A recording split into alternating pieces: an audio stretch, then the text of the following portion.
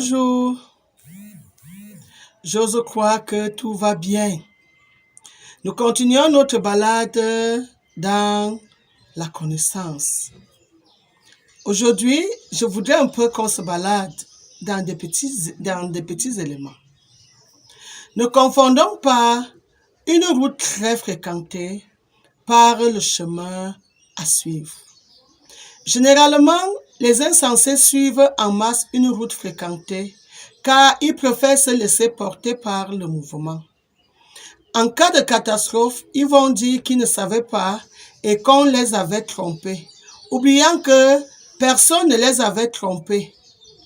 Personne ne les avait forcés à suivre bêtement ce mouvement.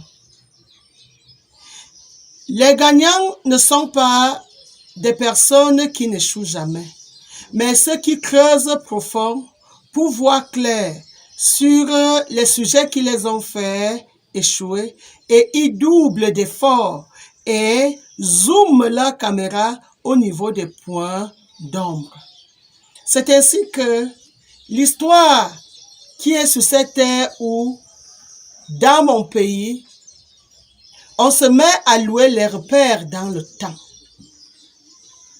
Quand on dit, comme la dernière fois je vous parlais des périodes de la croissance humaine et même le temps. Quand on dit 1 million d'années avant Jésus-Christ, 3300 ans avant Jésus-Christ, 500 ans après Jésus-Christ, et aujourd'hui on dit 2023 ans après Jésus-Christ. Est-ce que cet être est le temps lui-même? Soyez quand même éveillés et comprenez qu'il y a une différence entre le temps et les repères dans le temps. S'il y a un repère dans le temps, ça veut dire il y a avant ce repère, pendant ce repère et après ce repère. Je suis né 1975 ans après Jésus-Christ. Quelles sont ces questions que on me demande si je parle avec Jésus-Christ, si j'ai croisé Jésus-Christ? Je l'aurais croisé à quel moment de ma vie, étant né 1975 ans après lui? Qu'est-ce qui se passe même dans la société d'aujourd'hui? Est-ce qu'on aurait oublié les notions simples, avant, pendant, après? Étant conscient que le temps, lui, il évolue. Je ne cesserai jamais ou je ne me fatiguerai jamais de vous définir le temps. Mouvement ininterrompu dans lequel passé, présent et futur se bousculent. Mais pendant qu'ils se bousculent, ils vont dans un sens. Lorsqu'on a regardé les éléments du temps la dernière fois, on a repéré que Jésus-Christ est né au temps de l'Antiquité. Et nous, aujourd'hui, nous sommes au temps contemporain. Et que on peut comparer facilement tous ces éléments, si vous ne comprenez pas, à un arbre. Si je prends le manguier. Le manguier, il y a 5 ans, a produit des mangues, a produit des feuilles. À chaque saison, les feuilles tombent. D'autres feuilles reviennent. L'autre saison, les feuilles tombent. Les nouvelles feuilles viennent. Toutes ces feuilles sont les feuilles d'un même arbre, le manguier. Alors comprenons donc qu'il y a un seul producteur de l'humanité. Il a produit les hommes de la préhistoire. Il a produit les hommes de l'Antiquité. Il a produit les hommes du Moyen Âge. il a produit les hommes du temps moderne. Il a produit les hommes du temps contemporain. Comme un arbre donne à ses feuilles sa sève, c'est ainsi que le même Dieu qui a créé ceux de la préhistoire, il leur donnait la vie. Il donnait la vie à ceux de l'Antiquité. Il a donné la vie à ceux du Moyen Âge. Il donnait la vie à ceux du temps moderne. Et il donne la vie à nous du contemporain. Que je vous déclare que le Dieu qui me fait respirer me parle. Voilà ce qui est logique. Mais que je vienne vous dire que Jésus, qui est né et mort à 33 ans, est en train de me parler 2023 ans plus tard. Voilà ce qui est bête et illogique et rien à voir avec la vérité. Je comprends qu'il y a le sens propre et qu'il y a le sens figuré. Mais il faut bien que celui à qui tu t'adresses puisse avoir une présence d'esprit, qu'on peut avoir une métaphore dans son langage, que dans le langage, qu'il puisse avoir des conjugaisons, que dans le langage, qu'il puisse avoir des syntaxes, que dans le langage, qu'il puisse même avoir de la ponctuation, et que l'écriture n'est pas aussi simplifiée que le monde veut bien qu'il soit. Rappelons-nous à l'école, lorsqu'on nous enseignait la ponctuation et sa valeur. Une phrase disait: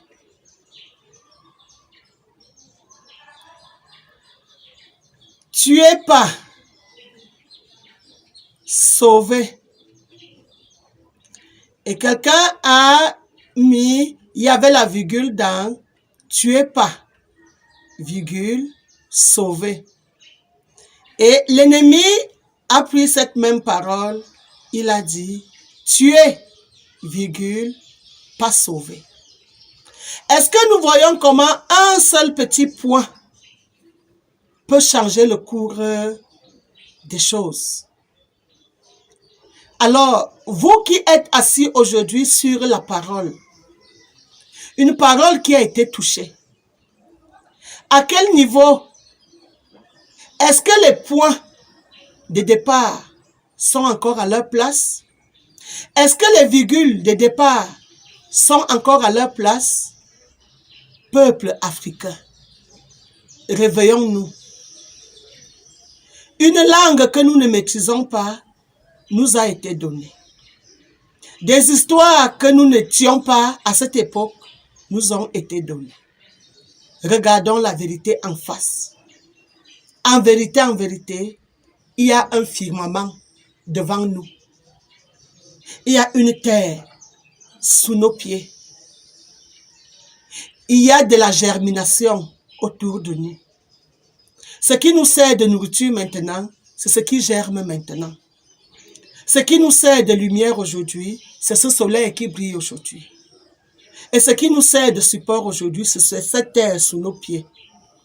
Qu'on puisse te dire que ton Dieu est celui qui créa ce firmament et qui fait briller ce soleil à ce moment précis. Et que ce Dieu te fait respirer maintenant ne va pas nous entraîner vers des guerres. On comprendra tout de suite que si je vois l'autre en train de respirer comme moi, il est mon semblable et que nous avons la même origine, Dieu. Maintenant, dans la même origine-là, c'est lui qui décide des familles où nous sommes nés. Qu'on comprenne qu'au sein d'une même famille, il y a une multitude de personnes, chacun jouant un rôle. Et que si on te dit ce que Dieu a dit que tu deviendras, tu le deviendras. Qu'on comprenne que c'est au niveau physique. Physique. Et même ce physique. Si on se nourrit mal, on aura des carences. Si on se nourrit normalement, on aura ce physique que Dieu a voulu. L'effort personnel nous interpelle à tous les niveaux. Il n'y a pas un Dieu qui avait vécu sur la terre et qui est mort et qui doit revenir nous gérer aujourd'hui. Il y a que le monde d'aujourd'hui puisse se réveiller et regarder les réalités en face et pouvoir réfléchir face aux solutions dont le monde a besoin pour avancer. Nous, Africains, nous avons besoin de comprendre que ceux qui sont venus avec des religions sont en train de travailler leur argent. Ils n'ont rien à foutre à si nous connaissons bien Dieu ou si nous ne le connaissons pas. À nous de comprendre que Dieu est celui qui nous a fait, qui nous octroie le souffle de vie, qui nous accorde son temps sur la terre, qui nous permet d'être et que pendant notre passage sur terre, qu'on puisse faire ce qu'il faut pour améliorer nos conditions de vie, les conditions de vie de nos enfants et de nous améliorer au fur et à mesure que le temps passe. Parce que nous renvoyer à aller compter sur ce qu'on a lu pendant qu'on ne comprend même pas ces lectures, c'est avoir cogné les têtes aux humains.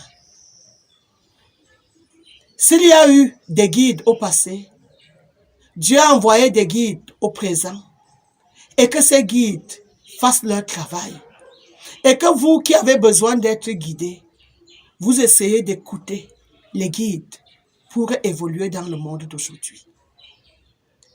On a beau vous dire que l'histoire est la connaissance du passé basée sur les écrits. Mais Dieu dit, l'histoire est la connaissance du passé basée sur le vécu. Quelle considération donnez-vous à votre vécu? On peut vivre les mêmes événements, mais ils ne résonnent pas en nous de la même façon.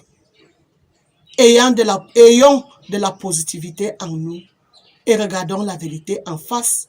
Si un d'entre nous a déjà vu là où on nous a posé un piège qui nous fait tomber, mettons-nous dans la correction et affrontons l'erreur, corrigeons-la et avançons avec la correction.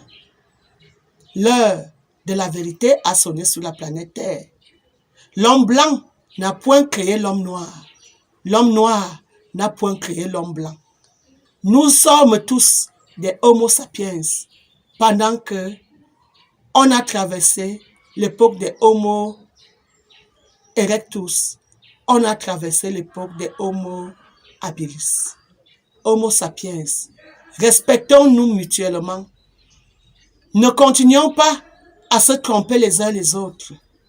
Et vous qui aimez les chemins très fréquentés, ce n'est pas parce que ce n'est pas parce que tout le monde entre quelque part qu'ils ont la vérité. Une personne peut découvrir la vérité et venir interpeller la multitude. Et la multitude se corrige parce que c'est dans la correction qu'on devient performant. Oui, moi, Maman Bouquet, je vous reviens très bientôt.